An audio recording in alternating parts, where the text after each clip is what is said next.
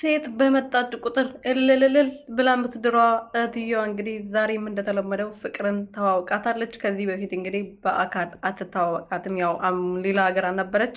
ፍቅር ከሄደች በኋላ ሩትዬ ከመጣች በኋላ ነው ሰው ወደ ሀገር የተመለሰችው እና ዛሬ እንግዲህ አብርሃምና ፍቅር ቡዜ ላይ ሙድ እየያዙባት ነበረ። አብርሃም እህቱን እንኳን ማክበር ነው ይተው ማለት ነው። ምክንያቱም በፊትም አያከብራትም፣ አታከብረውም።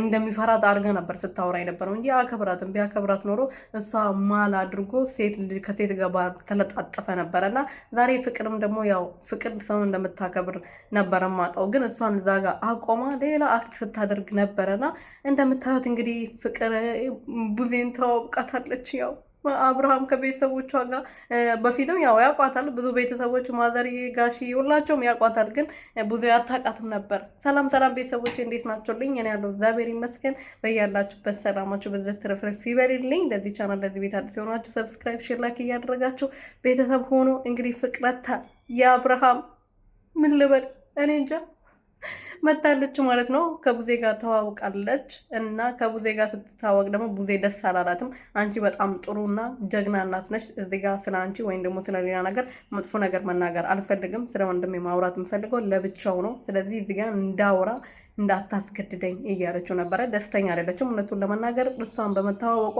ፍቅር ነበረች። ያው ለስራ ስለሆነ አውቆ ሙድ እየያዙ ስለሆነ ሁሉንም ሰው ለማናደድ ተነጋግሮ ተመካክሮ ስለመጡ አብርሃም አውቆ ነው በቃ እነሱን ለመበቀል ወይም ደግሞ እነሱን ለማበሳጨት ነው ፍቅርን ይዘው የመጣው። ፍቅርም ደግሞ እሱ ያላትን እየተገበረች ትገኛለች ማለት ነው። እና ቡዜ ላይ ሙድ እየያዙ ነበረ።